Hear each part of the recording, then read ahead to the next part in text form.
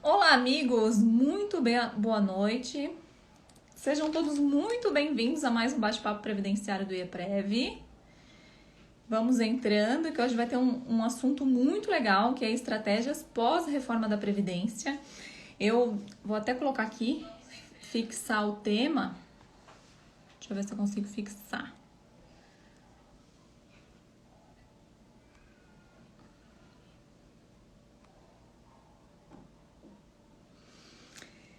Boa noite a todos, boa noite aqui meu esposo, Diego Ortiz, que já tá entrando. Quem quiser ir mandando aviãozinho para os colegas para avisar que a gente está ao vivo. Deixe as perguntas de vocês na caixinha de perguntas. Hoje a gente vai tratar aqui sobre estratégias pós-reforma Previdência com a professora Gisele Cravenchinchen. Então é o momento da gente, assim, utilizar toda a sabedoria da professora, né? E fazer várias perguntas em relação à questão de estratégia processual realmente. Eu escolhi esse tema porque é um assunto mais amplo, então a gente pode aproveitar melhor, né? Em relação ao que perguntar para a professora, em relação a todas as dúvidas realmente remanescentes em relação à reforma da Previdência. Há muitas questões ainda que estão sendo debatidas, estão sendo discutidas, a questão de constitucionalidade. Então, tudo que for em relação à reforma da Previdência, fiquem bem à vontade para perguntar, que à medida do possível a gente vai respondendo aqui para vocês. Boa noite, Cícero. Boa noite, Camila, minha amiga. Camila Mann, advogada aqui em Florianópolis, Santa Catarina.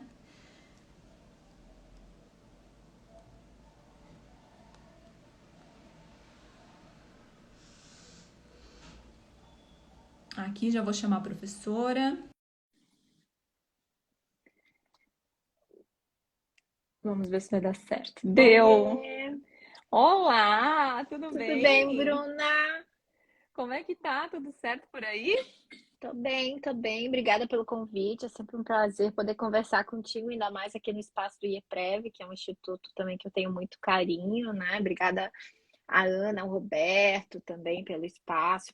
Parabéns por todo o trabalho que vocês têm feito aqui na divulgação do direito previdenciário. Imagina, é a gente que agradece, viu, Gisele? É sempre muito importante ter a tua participação com a gente, a tua colaboração, sempre trazendo informações. Eu gosto de te acompanhar nas redes sociais, inclusive para quem não acompanha a professora Gisele, segue lá, né? A professora Gisele Craventin, trazendo sempre muitas atualizações em relação ao direito previdenciário. Então, às vezes, até quando eu tenho alguma dúvida, eu dou uma espiadinha, o que a professora Gisele está falando, porque se é alguma coisa nova, ela tá no Instagram dela. Isso é muito bacana. Também tem um grupo no Telegram também, né, Gisele, para quem quiser acompanhar todas as notícias previdenciárias da professora Gisele, seguir no Instagram. Então, é nós que agradecemos. Eu, pessoalmente, sou muito fã, né, do seu trabalho. A minha primeira palestra previdenciária que eu fui foi da Gisele Cravenchinchen, lá em Blumenau, no Teatro Carlos Gomes, eu sou de Blumenau. Então, eu já venho acompanhando há muito tempo a professora Gisele e eu sou uma grande admiradora. E aí eu tive a oportunidade de vir para Florianópolis, hoje moro aqui e sou conterrânea, né? Então eu acabo puxando um pouco o saco, né, Gisele? Puxo um pouco o Nós saco duas, da uma de cada Gisele, uma, né? um pouco do Lázaro, um pouco do Carlos Alberto. A gente está bem servido aqui em Florianópolis de professores, né? Então é um É privilégio verdade. muito grande. Floripa produz bons estudiosos da área previdenciária. Acho que a ilha, né, o mar inspira a gente a estudar direito social. É justamente isso, é tudo muito bom. Então, eu vou te dar a oportunidade para cumprimentar, né? Se quiseres cumprimentar mais alguém. E eu já te passo a palavra para a gente falar assim de estratégias pós-reforma previdenciária.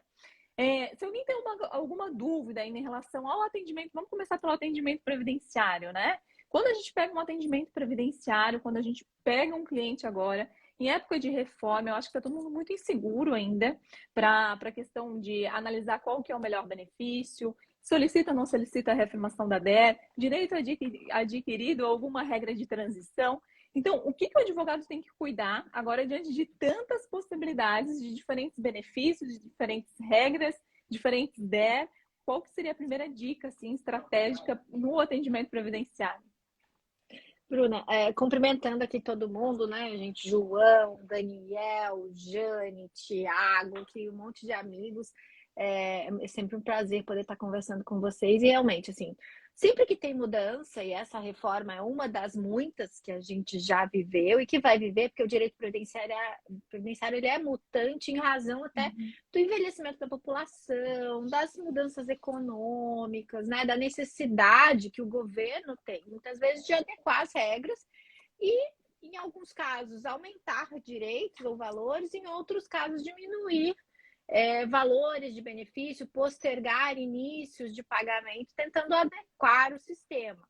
Ah, Gisele, mas todas as reformas foram para prejudicar. Não é verdade. A gente teve a Constituição de 88, que trouxe vários direitos e mudou a LOPS, que a gente tinha antes de 88, a gente tinha a Lei Orgânica da Previdência Social, que não corrigia, por exemplo, todos os 36 salários de contribuição que faziam parte da média, né? Depois a gente teve uma lei, a 9.032 de 95, que mudou, que aumentou o coeficiente de cálculo para as pensionistas, por exemplo.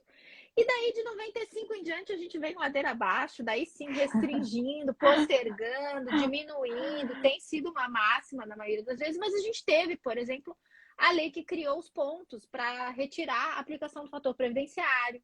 Né? Então, a gente tem que, sempre que a gente vai olhar o direito previdenciário, que tem alteração de regra, a primeira estratégia é a gente entender que quando a regra altera o cálculo, altera a média, posterga, cria alguma regra diferente de direito, a gente não pode presumir que é sempre ruim.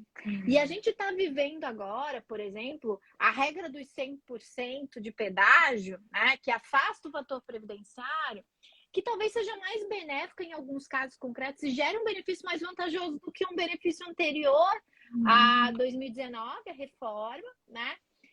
E com o fator previdenciário.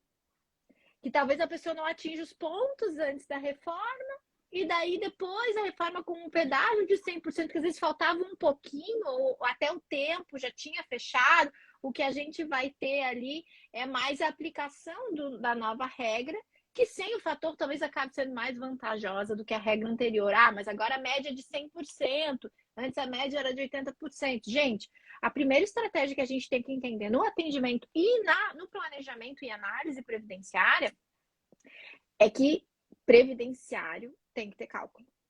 Não adianta a gente fazer no eu acho que é melhor. Não, é sempre melhor. Não tem isso. Às vezes, para aquele caso, o melhor é a regra nova. Para aquele caso, o melhor é a regra antiga. Ou naquele outro caso, você vai ter que pegar um tempo rural lá de menor de 12 para poder inflar esse tempo aqui, para poder chegar na pontuação necessária. Então, a melhor estratégia é ter estratégia realmente na análise, mas tomar o cuidado de entender que o nosso direito ele é uma ponderação, sim, matemática, seja de média, seja de tempo. Ele envolve cálculo, envolve sistemas. Então, e hoje mesmo eu estava falando com a Amanda, antes de sair do escritório, o quão difícil é, na verdade, né? Às vezes quando a gente troca de sistema, ou quando troca a regra, que foi o que a gente viveu em 2019, a gente aprender a confiar em novos sistemas, né? Então, a gente estava comentando que a gente faz cálculo em 3 sistemas diferentes para ter certeza realmente, né? Para conferir, porque tem algumas coisas ali que a gente gosta realmente de conferir, de ponderar. Então, assim, a primeira estratégia né, realmente analisar o direito, não só com as regras, mas com o valor financeiro, resultado de cada regra que você está aplicando. Então, não basta aplicar a regra para entender quando que a pessoa cumpre o requisito, mas é entender qual o valor do melhor benefício. E para isso você tem que ter sistema. O sistema do IEPREV eu já ouvi falar muito bem, eu até nunca testei assim. Eu usava muito o da Justiça Federal do Rio Grande do Sul, que não está atualizado com a reforma, então para a regra de direito adquirido a gente até consegue usar, mas não está atualizado com a reforma. E existem outros sistemas também, né? Então cada um vai lá se adequando, testando, mas qualquer sistema que você use, sempre use também o teste, né? O acompanhamento, realmente para verificar se aquilo está tendo um resultado. Então, ponderações, por exemplo, olhe sempre se os salários de contribuição estão ok, né? São dados que você que colocou lá dentro, às vezes até é um erro de digitação. E a gente entender também que não adianta simplesmente importar o CNIS. No atendimento, você tem que pedir para o teu cliente a carteira de trabalho dele, você tem que pedir para o teu cliente aqueles carnezinhos laranja que ele às vezes tem. Você tem que pedir para o seu cliente, né? Principalmente se você vê que os salários estão oscilando muito, uma ficha financeira, que é ele pegar lá na empresa onde ele trabalhou a relação das remunerações que ele recebeu. Se esse seu cliente trabalhou em algum período como comissionado ou como servidor, né? Em algum RPPS, ou não estava vinculado, era comissionado, estava vinculado ao RGPS, mas exerceu um serviço público lato sensu, você tem que entender que não adianta estar lá no CNIS o tempo, você vai precisar trazer ou uma CTC ou uma DTC, então já pondere isso na hora de fazer a precificação, de entender qual é o trabalho que vai te dar essa concessão ou essa revisão, porque um erro comum, né, e as pessoas vão cada vez confiando mais no CNIS, e isso é bom porque o sistema tem aprimorado, mas assim, eu já corrigi meu CNIS várias vezes, né? E assim, agora mesmo eu tô vendo lá que tem uns valores que ele colocou como se fosse pago abaixo do mínimo. Eu peguei as minhas guias, meus carnezinhos laranjas, que eu comecei a contribuir faz um tempinho, e eu comecei como estagiária, como estudante, pagando como facultativa, e eu paguei certinho na minha GPS laranjinha, tá certo, porque eu comecei com a GPS laranjinha, sem querer falar da minha idade, né?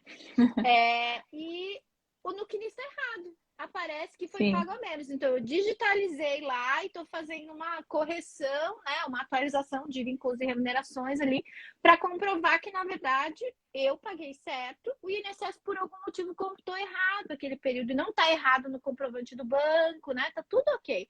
Então, a gente tem que entender que isso vai se transpor na realidade de cada um dos nossos clientes. Seja porque a empresa talvez não tenha lançado os dados corretos na GFIP, seja porque às vezes um período na carteira de trabalho não está lá. Então, a primeira coisa a entender é que a gente não pode ser o robozinho que transporta o CNIS para dentro do sistema e aperta calcular. Sim. Nosso papel tem que ser mais profundo que isso. E ele começa no atendimento quando a gente começa a solicitar documentações para o cliente. E o cliente aí às vezes tem uma certa reticência, mas doutora, tá tudo lá. Ó, doutora, tá tudo aqui, né? E daí você começa a olhar, tá, mas eu tô vendo aqui que tem uma lacuna. Essa lacuna realmente existe? Você não pagou?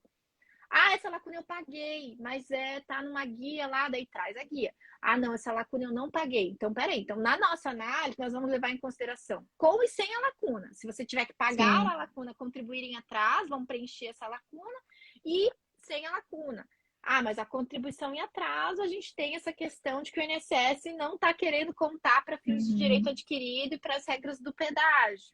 Tudo bem, mas isso é uma discussão que a gente pode judicializar. Não quer dizer que por isso a gente simplesmente elimina da nossa estratégia, né? E o planejamento previdenciário, ele começa num bom atendimento e a gente entender que não é só pegar o que está no CNIS e lançar dentro do cálculo, é realmente conferir os salários, conferir as contribuições, conferir as lacunas e simular hipóteses para você encontrar o melhor benefício, né? Então você vai criando esses planejamentos ali, essas simulações.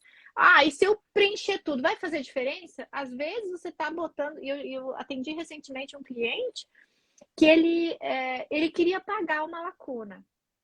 E daí eu falei, olha, eu acho que não vai valer a pena, porque aqui a gente tem esse detalhe. Não, mas eu quero pagar. Eu disse, então vamos fazer o seguinte, eu vou calcular, né? E sempre eu iria calcular de qualquer forma, né? Eu vou calcular e daí a gente vai ver se vale a pena. Não aumentava o valor do benefício, ficava basicamente a mesma coisa e ele teria que investir 20 mil reais ali para não ganhar mais do que 10 reais no benefício, né? Então a gente tem que fazer essas ponderações, mas a gente tem que entender que previdenciário é investimento. É colocar dinheiro hoje para receber lá na frente, né? E esse investimento a gente tem que ponderar qual é o melhor custo-benefício disso, né? Às vezes o dinheiro não precisa ser colocado ali naquele momento e naquele formato. Você pode criar uma estratégia melhor para o seu cliente. É bem isso. Quero aproveitar e mandar um abraço aqui para a professora Ana Paula Fernandes, nossa vice-presidente, que está na live. Um beijo, minha amiga. Para a Viviane, a nossa coordenadora do Rio Grande do Sul, a Kênia, o Lúcio, vários coordenadores por aqui, vários colegas advogados, né, passando por aqui, doutora Vanusa, vários que deram um oizinho aqui, que passou tão rápido que eu não pude acompanhar, mas sintam-se todos abraçados. Agora a gente já está se dando o luxo de abraçar, né? Então, sinto-se tão desabraçado já todos devidamente vacinados, né? E isso que a Gisele falou é muito legal. Hoje a gente tem o sistema de cálculos do IEPREV, o IEPREV Calc. Eu estava usando hoje, excelente, está muito legal o sistema. Ele está fazendo, inclusive, planejamento previdenciário, então dá para simular a renda futura, para ver, principalmente essa questão que a doutora Gisele falou. Recolher em atraso, vale a pena? O quanto que vai mudar na renda mensal inicial do benefício? E hoje eu estava calculando também justamente isso no sistema, e eu estava conversando com o meu cliente, porque o requerimento dele foi feito antes da reforma da Previdência, no dia 11/11 de 2019. E a gente estava vendo a possibilidade de reafirmar a DER, porque ele sempre contribuiu no teto. Então vamos ver como é que fica essa reafirmação da DER. Dá uma diferença de R$ 1.000 no valor do benefício dele se a gente trazer para o dia de hoje, porque não tem o fator previdenciário, né, em razão que ele tem uma baixa idade. Só que eu estava simulando que ele vai deixar de receber pelo menos uns 70 mil, 80 mil reais de atrasados. Aí eu estava conversando com ele, olha, não se iluda pelo R$ 1.000 a mais. Porque esses 70 mil, 80 mil que tu receber, se tu investir numa renda fixa, num CDB, por exemplo, vai render muito melhor do que esses R$ 1.000 por mês. Então, futuramente, tu vai ter uma renda melhor num CDB desse R$ 1.000 que viria e ainda tem 70, 80 mil aplicado. Então, às vezes, tem que analisar o todo, né? Eu vou deixar de receber esse retroativo, mas quanto que representa esse retroativo aplicado? Então, raras as vezes eu vejo que abrir mão do retroativo vale a pena, a não ser que realmente venha uma regra nova, ele se encaixe numa regra nova, mas deixar de receber por causa de dia ou fator previdenciário, às vezes, né? Eu tenho visto que na maioria das vezes não é sempre o melhor negócio. E a questão é essa, é calcular. E assim, é E olhar ainda mais competência por agora, né? competência. Ainda mais agora, e já puxando a sardinha pro teu marido Diego, né? Que também é o meu, ele que me orienta na XP ali, né? As rendas fixas, CDB, ou seja pré-fixada, seja IPCA+, né? Elas são muito interessantes. E se você for ponderar isso no investimento da contribuição, ou de abrir períodos, né? De abrir mão de períodos para reafirmar a DER, nem sempre está valendo a pena. Normalmente você consegue mais investindo dinheiro do que. E você ainda fica com o dinheiro, né? Mas você consegue mais por mês do que você vai ganhar no benefício. Claro, existem exceções e por isso que a gente tem que calcular com cuidado. Lembrando também, e dê um cuidado com a reafirmação da DER, que muitos não estão tendo, é que a gente teve alteração do artigo 40, artigo 37, parágrafo 14, que fala que a utilização de tempo de contribuição de cargo, emprego ou função pública, ele causa o rompimento do vínculo, né? E a previsão na ECE de que essa regra não vai valer, não vai causar o rompimento para quem já estava com a aposentadoria concedida antes. Né? E daí a gente tem uma discussão de constitucionalidade a respeito do direito adquirido. Uma coisa é o ter o direito, outra coisa é o benefício estar concedido. A AEC só reservou e preservou quem tinha o benefício concedido, e a reafirmação da DER pode gerar esse problema, porque você gera uma renda que seria posterior ali, né? Então, assim, tem que tomar cuidado com a reafirmação da DER para os casos de emprego, função pública, inclusive para servidor público que é de município que não tem RPPS. Lembrando, inclusive, que a própria emenda 103, ela estimula a extinção dos RPPS, uma vez que ela vem unificando cada vez mais as regras, e ela impede a criação de novos regimes próprios. Então, na verdade, agora os regimes próprios só podem se extinguir, eles não podem mais ser criados, né? E a gente tem um direcionamento maior para a previdência complementar pública, né? Que também é ali parágrafo 14, 15, 16 do artigo 40 da Constituição, que agora vem mais como que começou, né? Primeiro não tinha, depois era uma faculdade, se fizesse limitava o teto, e daí agora virou uma imposição, né? Os regimes com prazo até o final do ano passado para colocar, muitos municípios não fizeram reforma, incluindo o regime de previdência complementar, mas a gente tem ali um movimento que acredito que a maioria, né, vai acabar fazendo, principalmente esse ano e talvez até o ano que vem. Ano de eleição é sempre complexo na questão de restrições, né, e de aprovação de legislação. Então, o que não foi até o ano passado Talvez esse ano seja um ano complicado de passar, mas a gente sabe que são pontos a se ponderar, principalmente, né, para quem tem emprego ou função pública, ou até cargo mesmo, efetivo de município, que não tenha regime próprio, que acabe se aposentando no regime geral. Isso vai gerar o rompimento do vínculo, né? Isso pacifica agora na norma constitucional uma discussão judicial que a gente vinha há muito tempo, e a pessoa vai abrir mão, então, no momento que ele opta pela aposentadoria, vai abrir mão do do salário, cargo. extingue o contrato, né? Uhum. A gente teve algumas decisões favoráveis de alguns TJs, por exemplo, de cargo de comissão, que eles encerraram e abriram um novo. Então, isso talvez seja uma solução, mas para quando o cargo é efetivo e quando é emprego público também, você vai ter mais problema, né? Então, tem que tomar cuidado na hora de ponderar a reafirmação da DER, além de ver que talvez não seja vantajosa, porque abre mão dos atrasados, ainda que seja Sim. financeiramente vantajosa. Quando você está olhando só o benefício, você tem que ver se ela não vai gerar reflexo de cessação de eventual remuneração que a pessoa esteja recebendo em atividade, né? Porque não existe impedimento da pessoa continuar a trabalhar, se aposentar por tempo, por idade, essas aposentadorias mais comuns. É mais a aposentadoria especial e a aposentadoria por incapacidade que vem com algumas restrições, né? Mas a gente tem que tomar cuidado, porque a peculiaridade criada por este parágrafo 14 do artigo 37 traz restrições significativas, inclusive para empregado público, né? Tem que cuidar mesmo. E depois a gente vai até voltar na questão da reafirmação da DER, mas antes disso, que é uma pergunta, eu acho que assim, que é recorrente, é a dúvida maior de todos os colegas, como fica o pagamento dos atrasados para os empresários pós-reforma? Recolhimento em atraso, acho que é o assunto assim da vez, né, Gi? É o que mais o povo tem, tá com medo, assim, tá com aquele receio. E agora? O que se faz? Conta pra gente. Então, gente, assim, o entendimento de que não conta para direito adquirido e que não conta para regras de transição que tenham pedágio, porque conta para aquela de pontos, conta para da idade, não conta para do pedágio, né? Aquela que tem pontos da idade, tem a outra que vai subindo ali. Então, das 4, não conta para 2 e contaria para 2 e para o direito adquirido não conta. Ok. Mas isso é um entendimento administrativo, certo? No judiciário, até agora, o entendimento tem sido favorável. Só que qual é a questão, né? Primeiro, se ponderar se realmente é necessário esse período, se ele vai gerar o benefício que se deseja, né? Inclusive para fins de CTC, para se tirar o tempo de lá.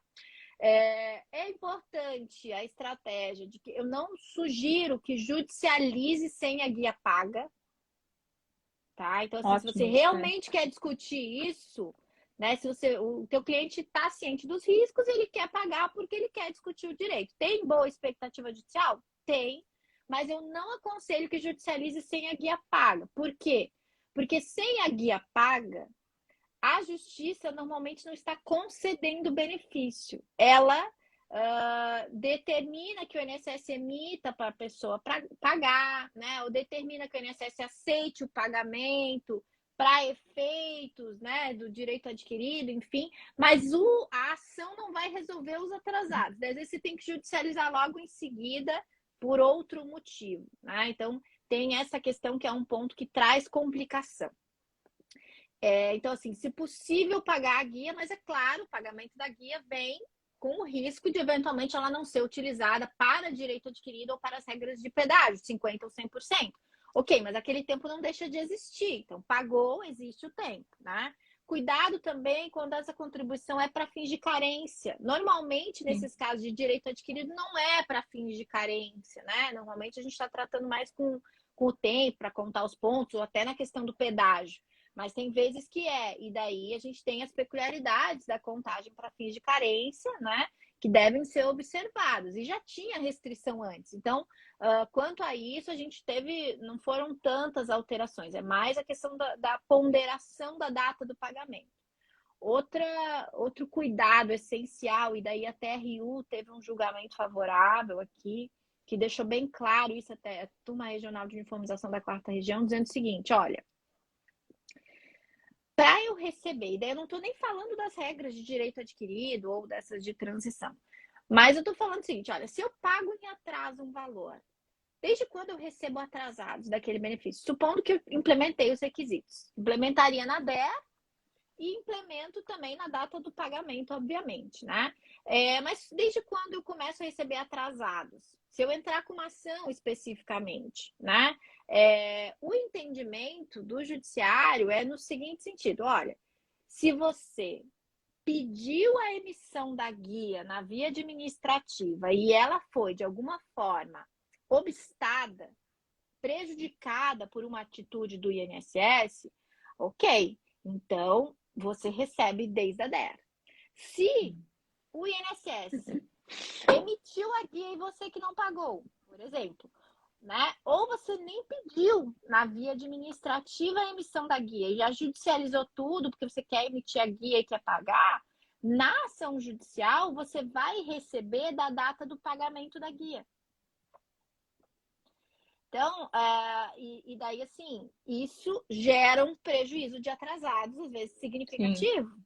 Né? Então, lembrar de, no pedido administrativo, fazer o pedido expresso de emissão da guia e, a dica aqui, um procedimento apartado de atualização de CNIS ali, quando for o caso, ou de recolhimento de período decadente, ou de recolhimento de débito, tudo previsto na portaria 123 de 2020, né? Então, fazer o procedimento específico, não só o pedido da aposentadoria, mas também da entrada no procedimento específico de recolhimento em atraso, ou de complementação, né? Apesar de que a complementação não está na portaria como algo a ser tão restrito à aplicação, né?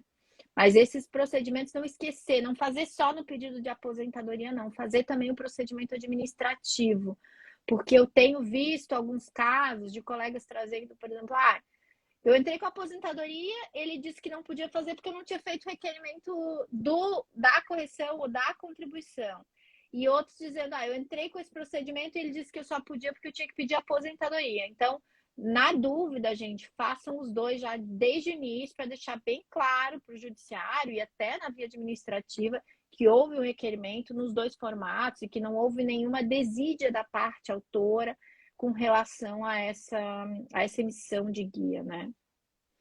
Eu vejo que, infelizmente, o tema 350 do STF, que diz do prévio requerimento administrativo, ele tem sido utilizado no judiciário de forma bem restritiva, né?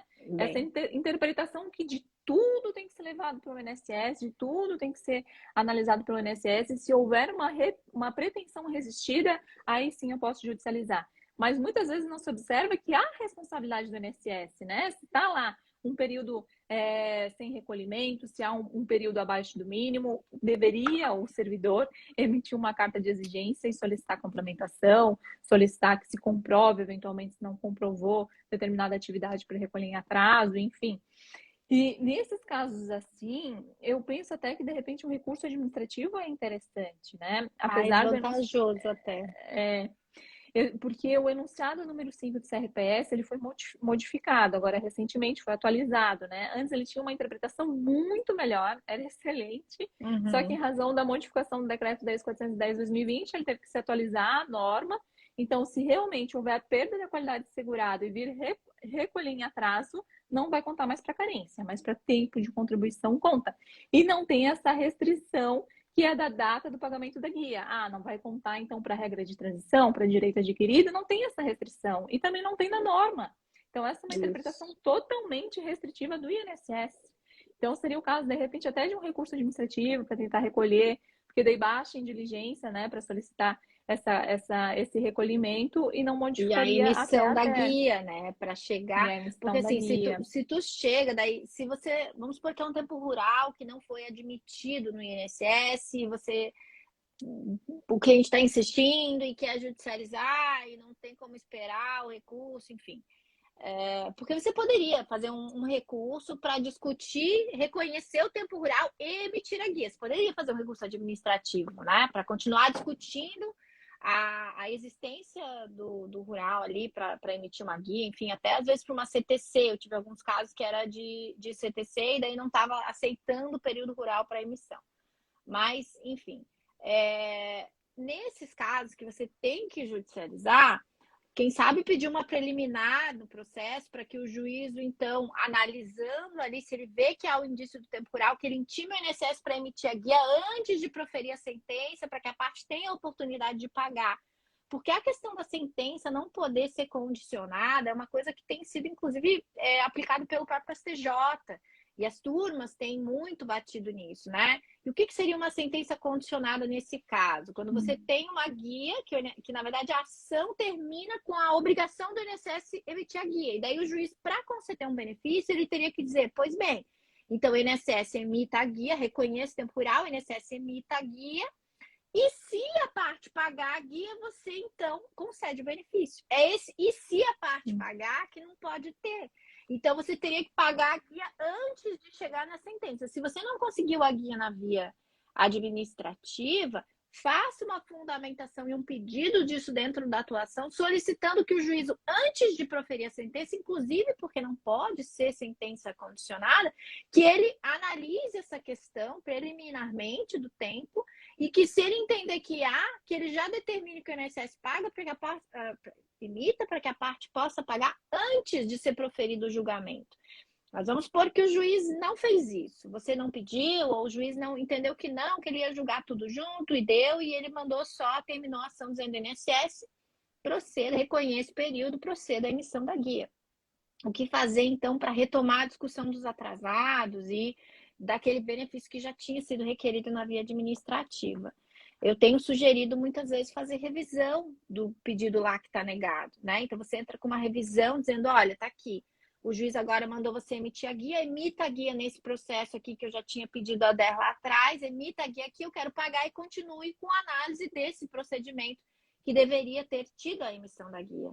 Né? Então, pode ser uma estratégia pedir a revisão lá e, em paralelo, entrar com uma nova DER também, né? Porque no administrativo a gente tem essa maleabilidade maior. Eu posso pedir a revisão daquele que foi negado e posso entrar com um novo pedido dizendo, olha, se naquilo lá não der, eu quero, né? Eu quero a emissão da guia, eu quero pagar a guia, eu quero o benefício aqui. Então, você já consegue ir seguindo com 2 tempos para não perder, né, nenhum dia, se eventualmente aquela DER lá atrás não for aproveitada. Então, você já gerar uma nova DER, um novo requerimento para já poder discutir isso. A gente tentando de várias formas, já que talvez o judiciário não te traga a resposta completa nessas ações específicas em que não houve a emissão da guia na via administrativa pelo não reconhecimento do tempo, do exercício da atividade naquele período, né? Não, isso é ótimo e é muito estratégico, eu acho, dentro daquilo que a gente está falando, porque muitos colegas, eles não se utilizam de um requerimento de novo benefício. Eu acho que não, tem que esperar a resposta de um requerimento, esperar a resposta de uma revisão, esperar a resposta de um recurso administrativo, e o tempo vai passando e realmente lá, depois no fim não deu certo e perdeu todo o retroativo e poderia estar discutindo um novo caso já, né? Porque se eventualmente agora esse novo benefício é concedido e os dois têm direito, os dois são concedidos, é feito um acerto de contas, né? Então, a própria administração pública faz esse acerto de contas, descontando aquele benefício que já vinha recebido. E aqui a doutora Juliana, ela diz, o INSS insiste em não considerar para fins de direitos recolhimentos em atraso, né? O que fazer para fins de direito adquirido? Eu acho que é isso que a gente já estava comentando, né, Gisele? Que também pontuou, né? Não tem muito o que fazer. Uma estratégia também desse negócio de pedir benefício novo, né? Além disso que a gente acabou de falar, da questão do direito adquirido, e daí não estou falando só da questão do recolhimento em atraso, é que se o tema 1018 do STJ passar, a gente deve entrar com a ação judicial e fazer um pedido administrativo novo sempre, né? Porque daí você vai ter a opção de receber os atrasados e talvez ter um benefício mais vantajoso na via administrativa com base nas novas contribuições que venham ser feitas pelo segurado, porque a gente está com procedimentos administrativos que ou são concedidos da noite para o dia, com 24 horas no robozinho, ou então demoram bastante, né? E geralmente do robozinho vem errado porque ele pega o CNIS do jeito que tá e não olha documentos nenhum que o robozinho aqui fez, né? Então, aquela coisa, às vezes o cálculo não vem certo. Agora, esses que demoram, vamos lá, a pessoa já tem 8, 10, 12, 24 meses a mais de tempo de contribuição. Então, daí negou o benefício. Então, você vai entrar com a ação referente àquilo que você entende que a pessoa tinha direito. E daí, durante o processo, se você requerer um novo benefício, talvez você tenha a opção se o STJ decidir nesse sentido, de ficar com os atrasados do benefício, né, que foi negado, e ficar com o novo benefício administrativo que eventualmente venha a ser concedido, talvez até com uma regra nova, né, com ali o pedágio de 100%, enfim, talvez venha com alguma coisa interessante e um valor, né, como as contribuições, o teto aumentou, as contribuições a mais podem gerar talvez uma renda um pouco mais vantajosa. Uhum. A Rebeca, ela está questionando, né, se o segurado ele cumpriu o requisito da carência antes da reforma de 2019, mas parou de contribuir. Então, acho que é questão de direito adquirido, né, que ela está perguntando. Que para aposentadoria, né, não precisa ter qualidade de segurado, para aposentadoria por idade, tempo de contribuição, Não, então se nem é implementou os especial. Essas aposentadorias que a gente chama programadas, que são as voluntárias, né? A invalidez não, mas as outras três, a por idade, a por tempo e a especial, a Lei 10.666, ela já trouxe, né, que elas não precisam de qualidade segurada, elas precisam apenas do cumprimento dos requisitos. Então, vamos pôr uma aposentadoria por idade, né? Que a pessoa tenha contribuído lá entre 1970 e 1985 e cumpriu a idade hoje. Ela pode se aposentar? Pode, ela pode não ter nenhuma contribuição após 1985. Mas se ela tem o período de carência e ela cumpre a idade, os requisitos não precisam ser cumpridos simultaneamente. E você tem que analisar o direito no caso concreto.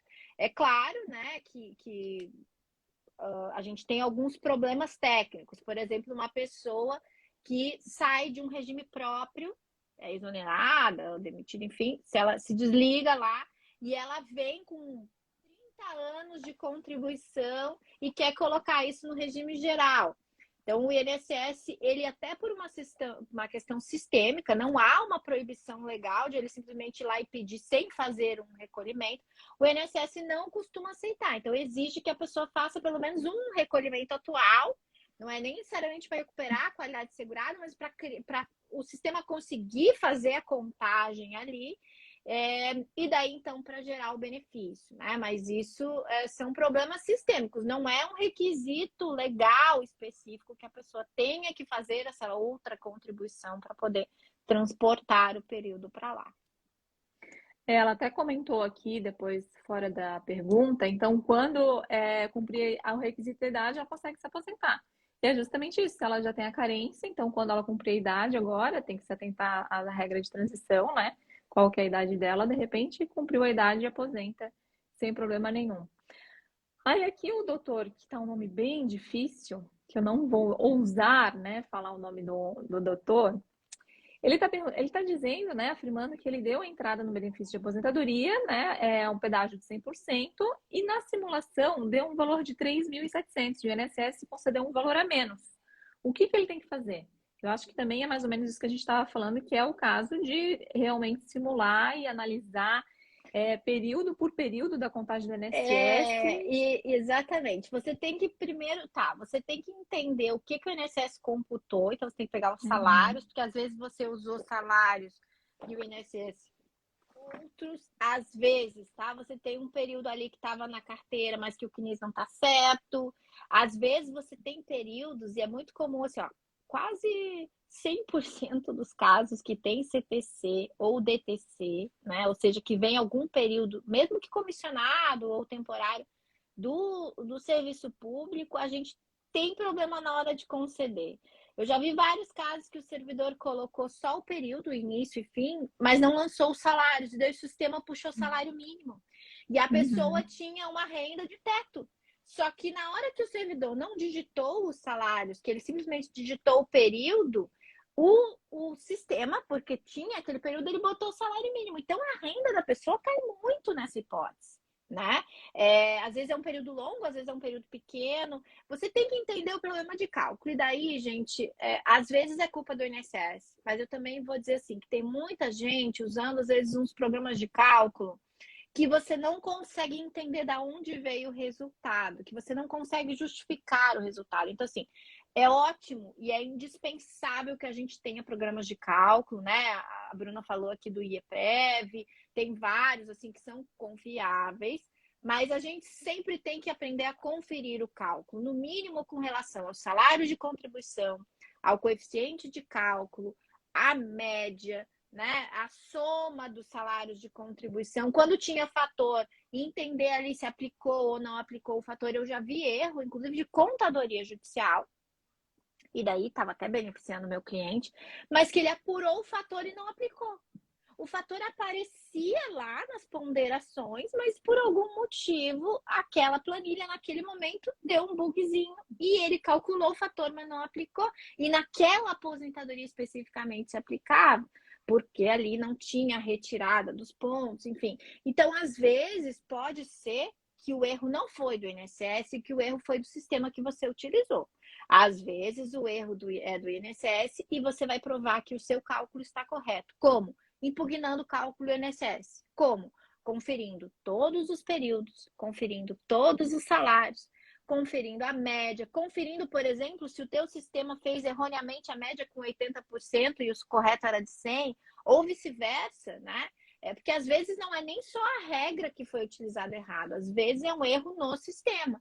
Então, a gente tem que tomar o cuidado na hora de conferir os cálculos, ponderando o que o INSS fez com aquilo que o teu sistema está fazendo. Se o teu sistema não traz essas informações, se você não consegue entendê-las, você tem que trocar de sistema e você tem que ter um sistema que você consiga compreender e justificar judicialmente, porque na prática é isso, você vai apresentar um cálculo, você tem que conseguir provar que aquele cálculo está certo, né? Então, você precisa dessas ponderações e dessas análises no cálculo que você tem. E cuidado, tá, gente? Porque às vezes a gente entrega esses cálculos para o cliente e a gente cria a expectativa do cliente. Se você não olhou com atenção esse cálculo, depois o cliente não consegue entender por que você disse que era 3 mil e agora você diz que o cálculo do INSS está certo, né? Então, assim, tomar muito cuidado, assim. Eu vejo algumas pessoas que fazem o atendimento inicial do cliente já jogando o CNIS num sistema, entregando, né? Isso é muito arriscado, porque você não está conferindo nada ali, gente, né? Basicamente, está pegando aquele simulador do INSS muito louco, que conta tudo ali, às vezes tempo que nem tempo né? E tu tá dizendo, tu tá validando aquilo com a tua análise profissional. Então, se tu não tem tempo para analisar o cálculo, a meu ver, tu não tem que entregar cálculo nenhum para o cliente, porque você não tá fazendo ali realmente um cálculo, entendeu? Você não pode criar uma expectativa que o cliente não tem como justificar depois, ou que você não tem como justificar para o cliente. Então, tomem cuidado, gente. Essa celeridade em apresentar números para os clientes nem sempre é o que vai resultar num bom trabalho exercido ali naquele caso. Cuidem, analisem, peçam documentos, né? Não adianta só ir lá, importar CNIS e calcular. Gente, cuidado, porque às vezes o cálculo é muito louco e depois você conferindo, você vai acabar dando razão para o INSS. E daí vai explicar para o cliente, né? É justamente isso. Eu acho que da importância de ter um sistema de cálculo seguro, né? Um sistema que tenha nome, um sistema que seja conhecido. Por quê? Porque realmente criar essa expectativa no cliente pode estar criando um problema para si, né? E outra coisa que eu sempre digo é fazer o serviço do servidor. Não adianta. O advogado, hoje em dia, previdenciarista, não é só efetuar um requerimento no INSS com um formulário padrão, gente. Esqueçam. E isso tem muito. Não são, lógico, quem assiste a live do IEPREV. Não são os alunos da pós-graduação do IEPREV, que tem aula com a Gisele, que tem aula comigo, que tem aula com os professores. Por quê? Porque é o serviço do servidor, é olhar competência por competência, é trabalhoso demais, mas você tem que cobrar por isso.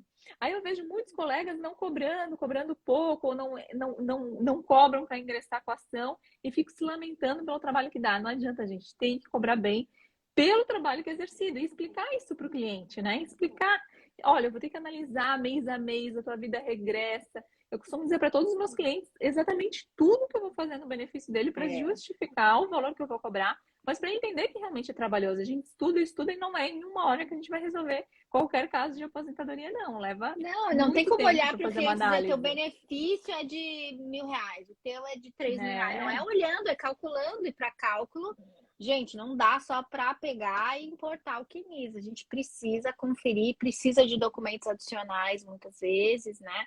E o Sim, cliente que não quer fazer essa busca, eu faço assinar um termo, dizendo, olha, que ele foi orientado, quer ver na revisão da vida toda, que eles vêm e dizem que talvez, né, a gente está com pauta aí, quer ver na revisão da vida toda, que ele vem e diz, ai, mas eu tenho meu CNIS, está tudo lá. Eu falei, olha, amigo, você começou a trabalhar em 1960, o teu CNIS tem de 84 em diante, tipo, e o período ali, posso botar salário mínimo? Você recebia salário mínimo? Não, doutora, recebi o teto. Então, vamos atrás dessa documentação, porque se eu não colocar nada, o juiz vai contar salário mínimo. Então, ou eu sim. provo qual é o salário, nem que seja mediante a carteira, né? Apesar de que a carteira é ruim, porque a carteira não tem adicionais, não tem ali o horário noturno, não tem a gratificação, é só o salário basicão mesmo, mas ainda às vezes é melhor do que o salário mínimo da época, né? Então, assim, a gente precisa ter, a gente faz cálculo. A gente tem que incorporar isso na nossa rotina. A gente faz cálculo, né? Seja para execução, seja para inicial, seja para concessão do benefício. Então, e não fazer cálculo gera prejuízo. Gera, por exemplo, prejuízo que eu tenho visto alguns Sim. colegas que simplesmente clicam na caixinha de renunciar, entram com a ação do valor de 60 salários mínimos e clica que renuncia. O juiz processa, né? Ele vai, ele continua. Chega lá no final, você vai ver a renúncia foi enorme, às vezes, né? Aquela ação era uma ação grande, a renúncia foi enorme, o cliente vai receber muito menos do que tinha direito, e o cálculo está lá e você fez a renúncia, né? Para a competência do juizado. Então, tem que tomar cuidado. O cálculo tem que ser feito antes de ajuizar a ação, porque você precisa saber se você vai renunciar ou não vai renunciar e o quanto esse teu cliente está renunciando ali ao clicar naquela caixinha, né, que renuncia os valores excedentes a 60 salários mínimos. Mais uma boa noite para todos que estão aqui conosco. Tem muita gente dando boa noite, fazendo perguntas. A gente não vai conseguir responder todas, infelizmente, tem bastante participação aqui. Para quem não segue ainda a professora Gisele Craventin, segue a professora. Quem quiser me seguir também é @prof. Bruno Ortiz. Quem quiser seguir o IEPREV, que é da professora Gisele, também segue. Sempre tem informações novas, né, em relação a todos os assuntos previdenciários. E tu deu uma pintadinha aí, me despertou uma dúvida agora em relação à revisão da vida toda. Qual que é a tua perspectiva? Tu que tá mais próxima lá dos tribunais. Qual que Ai, é o guria, spoiler pra gente? então, ai, é tão difícil nesse caso, né? Porque assim, eu vou te dizer, eu tô torcendo, hashtag eu Aham, acredito, mas assim, é uma incógnita ali. A gente não é. teve nenhum feedback significativo do gabinete, num sentido ou em outro, né? Então, assim, estamos torcendo, acendendo vela, rezando aqui. O trabalho que tinha que ser feito já foi.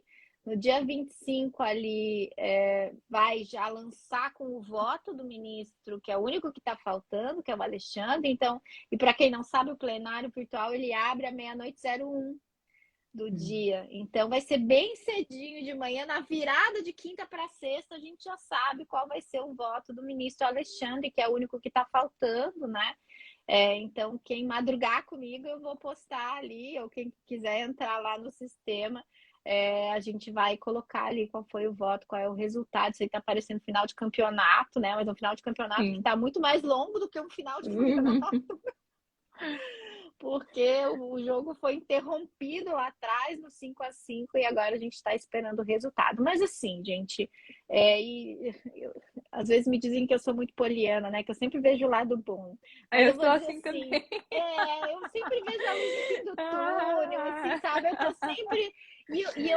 A gente já viveu tese procedente, tese improcedente. O que, que a gente tem que saber? Toda vez que tem tese para lá ou para cá, os nossos clientes, eles se oriçam e daí eles nos uhum. procuram, entendeu? Então, assim, movimento previdenciário, seja para conceder, seja para negar, sempre faz volume, aumenta a procura, aumenta a demanda nos nossos escritórios. Seja reforma, né? Pô, reforma é uma coisa ruim, vai acabar o direito previdenciário.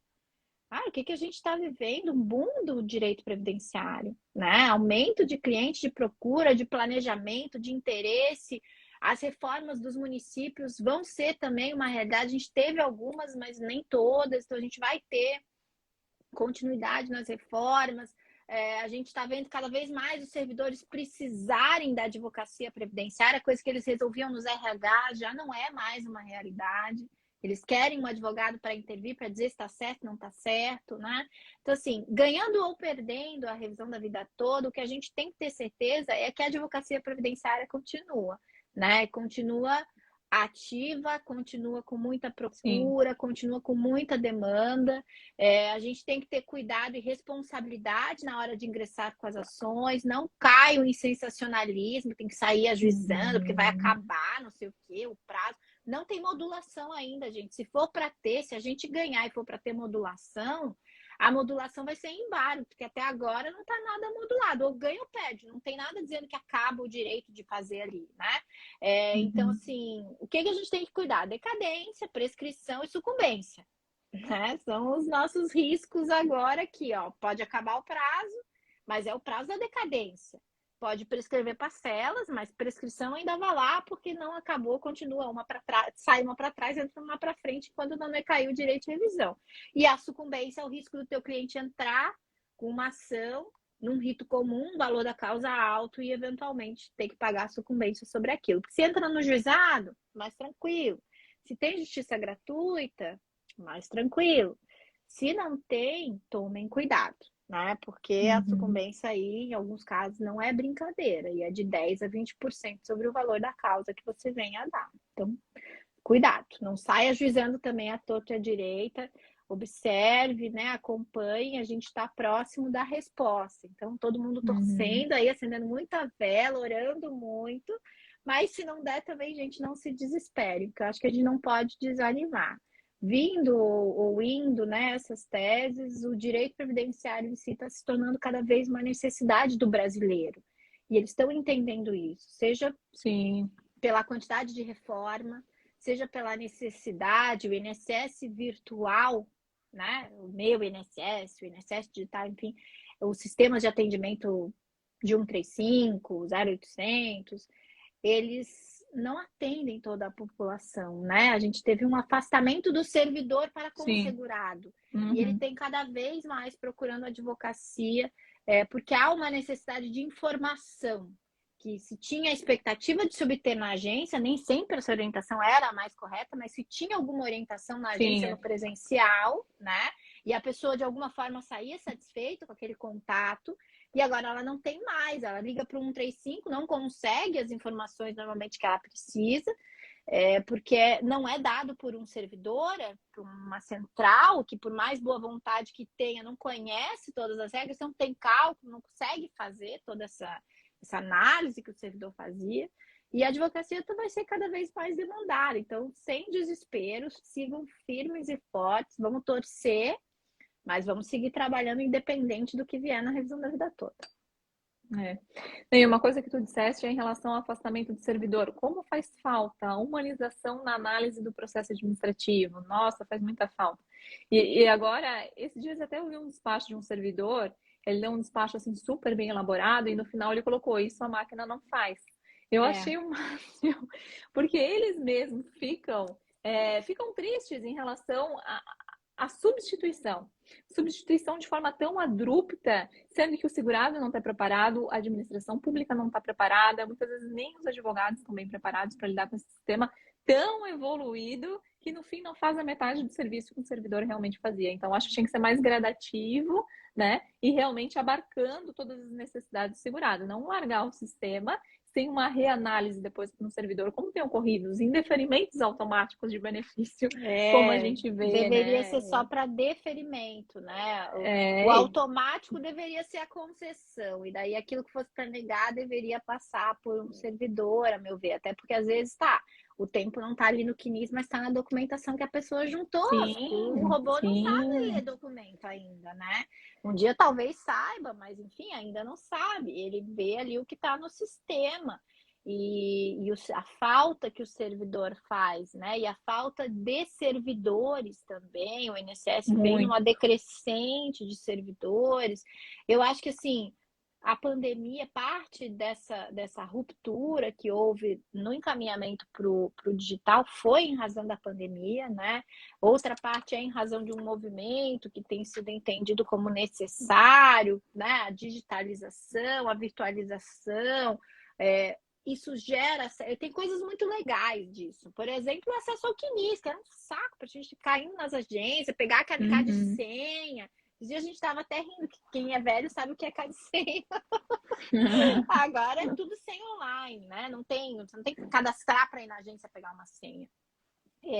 Outra coisa que vai ser legal também, que eu acho que a partir do ano que vem começa cada vez mais, é acessar o PPP online. A pessoa poder acessar o PPP periodicamente, ver o que está lá dentro da sua atividade, quais são os agentes, como é que está a sua profissiografia, não precisa esperar o contrato terminar, aquela luta para conseguir um PPP, vai ser tudo online. Aquela expectativa Na de teoria, segurado, né? Na teoria, sim. Mas aí, tudo isso, assim, são coisas que podem evoluir para uma coisa muito legal, sim. O próprio CNIS rural, né? Aquele movimento de se cadastrar rural, de realmente se identificar quem é que tem essa contribuição, para você não ter aquele sofrimento lá. 40 anos, 50 anos trabalhando no campo, você vai se aposentar e tem que fazer prova de tudo, não tem mais documento, não tem nada, sabe? Então, assim, tem muita coisa que pode ajudar o segurado? Sim. Mas tem certas coisas que só o ser humano ali, né, realmente atende à necessidade do segurado. Ainda mais quando a gente está tratando de pessoas, às vezes, doentes, mais idosas, com baixa escolaridade, né? Que não vão ter a facilidade de pegar, nem tem celular, não tem internet no celular, né? Às vezes tem pessoa mais idosa que não tem celular, ou se tem aquele que é, né? Aquele flap, assim, né? São outros tipos, outras vidas, outras histórias, né? Então, não é um smartphone, é um celular que faz ligação, né? Não tem nada de o que é muito bom também, né, Gi? Às vezes eu sinto falta desse celular, aquele que só liga. Que só liga, né? Não tem WhatsApp. E tem gente que, né, não tem capacidade financeira de ter essas coisas, porque não é nem a capacidade técnica, a pessoa pode aprender, não estou falando que a pessoa não pode aprender, mas ela não tem condições econômicas de comprar um celular desse, né? E daí, vamos pôr, num auxílio emergencial, ou ela não consegue porque é tudo online no celular. Né? Então não tem computador, não tem um smartphone, e daí não tem acesso ao direito. Não, a gente tem que abarcar todo mundo, né? Então, muita coisa legal pode ajudar para quem tem condições econômicas e conhecimento técnico para acessar essas informações, mas o CNIS hoje em dia não é acessado pela maioria da população, apesar de cada vez mais estar se tornando mais fácil, né? Tem gente que não sabe. Para finalizar, já aproveitamos aqui bastante a nossa professora Gisele, né? Com muitas informações, então encaminhando já para final, assim, eu acho que várias perguntas ficaram sem responder, até peço desculpas a todos que estão aqui acompanhando. Quem sabe numa próxima oportunidade, né, a gente consiga responder mais perguntas. Mas eu selecionei aqui a pergunta da doutora Marcela, porque é uma pergunta recorrente também em relação à contribuição única, que também é um assunto da vez. E ela está comentando que o INSS ele insiste em conceder o benefício de um salário mínimo, desconsiderando a contribuição do teto. Eu tenho visto ao contrário, que ele tem também. Né, a contribuição única tem. E hoje eu vi, concedido. Inclusive, uma híbrida, porque eles estavam suspendendo a híbrida, que eles estavam. A híbrida é por idade híbrida, né? Que usa rural e é a que eu vi assim que eles estavam mais reticentes na via administrativa. Eu estava vendo mais demora. Mas hoje eu vi, inclusive, uma híbrida. Então, assim, não tem sido, na maioria dos casos, negado. Eles estão fazendo. Tem que dar uma olhada aí se realmente era possível descontar. Se tinha sobra, né? Porque não basta fazer você tem que ter mais de 15 anos ali, mais de 180 contribuições para poder fazer o descarte. Então, olhar mesmo se é possível o descarte e conferir, porque na prática eu tenho visto essas concessões, eu não vi tanta suspensão. O que eu vi de suspensão foi de híbrida, mas eu vi recentemente decisão favorável. Então, olhar bem o caso concreto para ver se realmente era possível esse descarte, porque eu tenho visto concessão favorável. Eu também tenho visto. E de repente uma revisão, se foi algum erro mesmo do INSS ou um recurso, e no judiciário tem sido concedido com base na contribuição única também ou não? Eu não aconselho judicializar a contribuição única, não. Faz recurso para junta.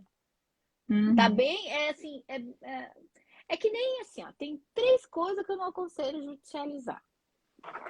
contribuição única, menor de 12 anos para rural e BPC LOAS.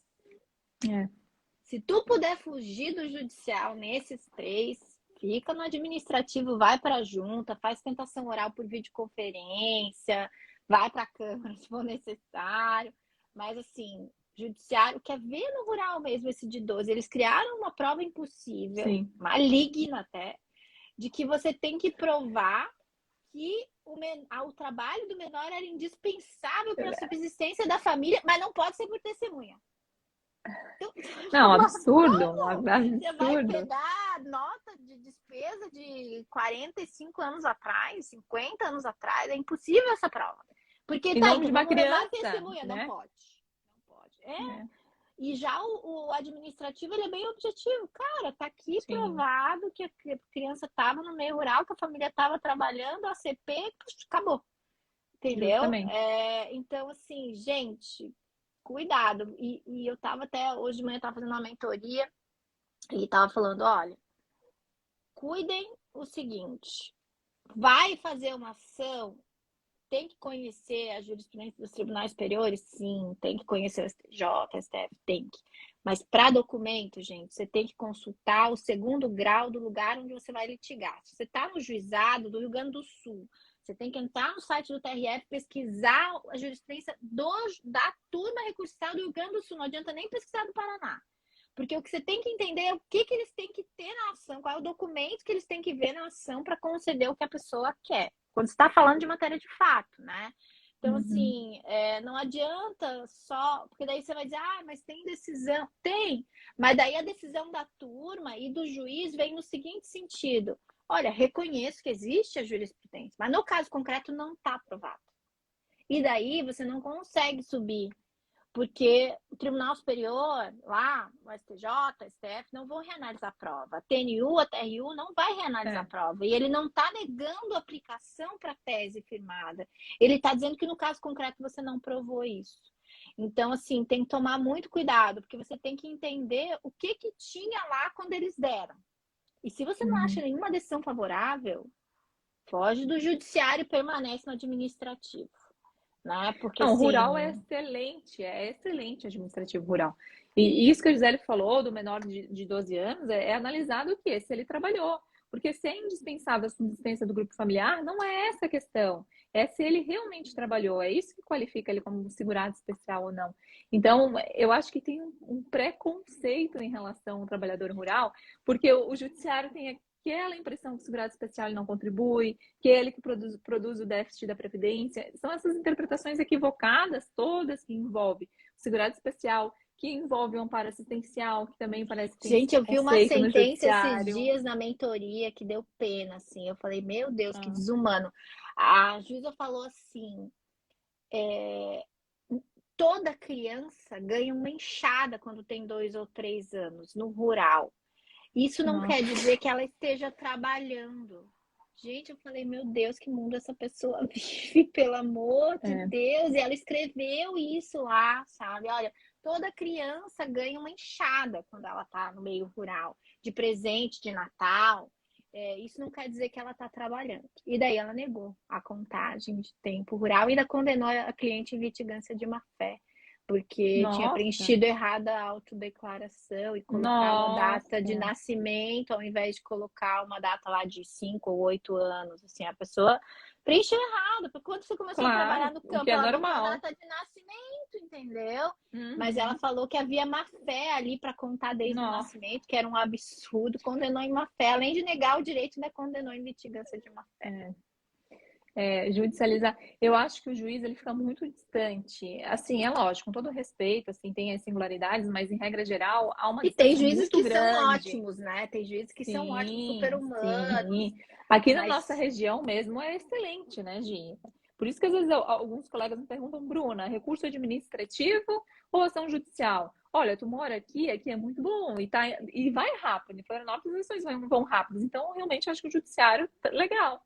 Mas não são todas as regiões que têm um PRF4, né? Para tu se amparar. Então, realmente, assim, a gente vê em outras regiões do país decisões judiciais totalmente insensíveis às demandas. parece que uma distância muito grande da realidade, uma distância absurda. Eu, por exemplo, quando eu julgava rural, a minha mãe era trabalhadora rural.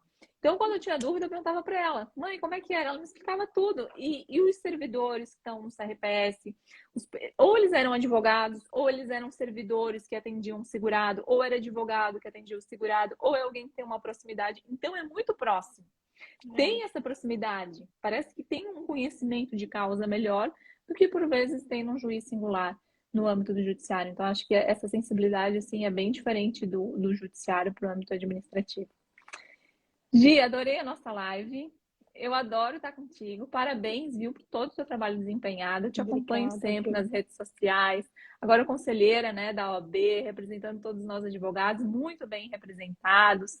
Parabéns por todo o seu trabalho como autora, sustentando oralmente lá nos tribunais superiores também. Isso é muito importante para toda a advocacia. Agora que eu estou do lado aqui de vocês também, né? Então, eu me sinto muito bem representada.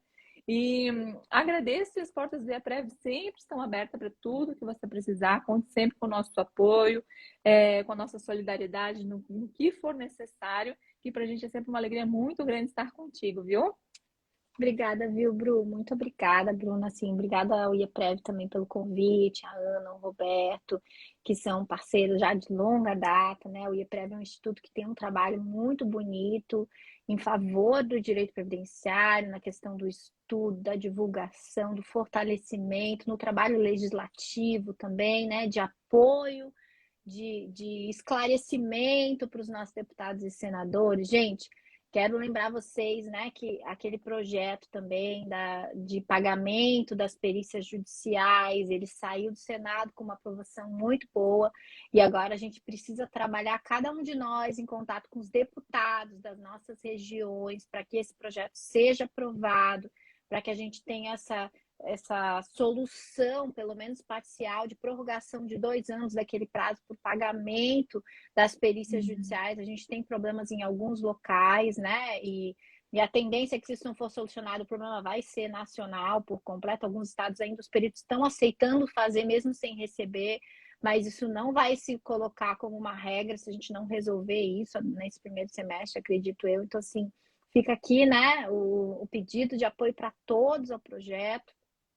4491, que saiu do Senado e vai agora para a Câmara. E assim, gente, obrigada também por estarem com a gente. Bruna, adoro conversar com você, vamos marcar mais vezes.